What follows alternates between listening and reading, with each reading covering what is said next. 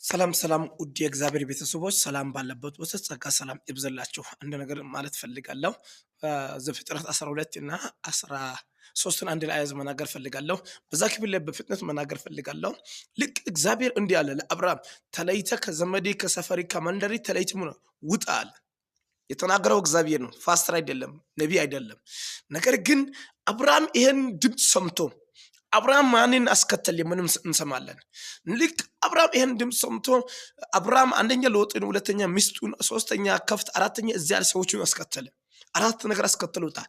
ነገር ግን የመልእክተሪስ ያስከተልከው ምንድነው የሚል አንተ አሁን ያስከተልከው ነገር አለ። አንቺ አሁን ያስከተለሽ ነገር አለ። እግዚአብሔር ያላለው ነገር ተጨማሪ አዳርጋ ያስከተለሽ አሁን ወደ ሲቃይ ውስጥ እየገባሽ ነው። አሁን እግዚአብሔር ያላለው አብርሃም ይሄን አስከትሎ ከሄደ በኋላ ልክ እየተጓዘ ያለው ራብ መጣ። ራቢው ደግሞ በእጁ ነው ያስከተለ ነገር ነው። ራብ ውስጥ እንዲገባ ያደርጉ። ሁለተኛ ደግሞ ከዛ በኋላ ሚስቱ ገዛ ሚስት ዋስቶ ምን አለ ይተናት አለ። አንድ ነገር ሁለት ነገር በለ። ሶስተኛ ልክ ሎጥና እሱ መካከል ምን ሆነ? ጸብ ሆነ። 13 ላይ ሎጥና በሱ መካከል ጸብ ሆነ። እንዲህ አለ አብርሃም አንተ ወደ ቀኝ ብትሄድ እኔ ወደ ግራ እሄዳለሁ፣ አንተ ግራ ብትሄድ ወደ እኔ ቀኝ እሄዳለሁ።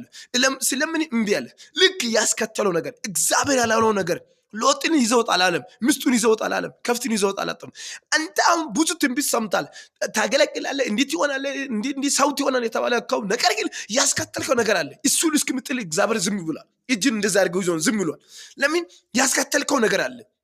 እግዚአብሔር ያላለው አብርሃም በዞረ ሰምቶ እግዚአብሔር ያላለው ነገር አስከትሎ ነገር ግን ዋጋ መከፈሉ ይስገባል። ነገር ግን የአብርሃም ምዕራፍ ምን ሆነ? እግዚአብሔር አብርሃም ጋር ቃል የገባው ነገር ምዕራፍ ተዘጋ። ነገር ግን እንዲህ ያለ ነገር ግን አንድ ጊዜ ሎጥ አይኑን አንስቶ ውሃ የሞላበትን ምድር አየ። ልክ ወደዛም ምድር ይሄዳል ብሎ ከአብርሃም ሎጥ ቁጥር 13 ምን ሆነ? ተለየ። 13 አካባቢ ሎጥ ከተለየ በኋላ እግዚአብሔር ቁጥር 14 ላይ እንዲህ አለ። እግዚአብሔር ለአብርሃም መጥቶ እንዲህ አለ፣ አብርሃም አሁን አይንህን አንሳ አለ። አያችሁ፣ ማን ከተለየ በኋላ? ሎጥ ከተለየ በኋላ ልክ አንተ ያስከተልከው ነገር ስላለው ነው ያንተ በር እየተዘጋ ያለው፣ ያንቺ ምዕራፍ እየተዘጋ ያለው። ነገር ግን ያስከተልከው ነገር አለ። ወንድም መስማ ያስከተልከው ነገር አለ። ሎጥ ከተለየ በእግዚአብሔር እንዲህ አለ፣ አራቱን አሁን ሰማን፣ ደቡብ፣ ምዕራብ፣ ምስራቅን እያለ ነገር ግን ለዘሪ ይሰጣለሁ ይባርካለሁ ምናምን አለ። ለምን? በዘመረው የሱ ነገር ያፈነማ ነው ሎጥ ነው። ነገር ግን ወንድም ያስከተልከው ነገር አለ።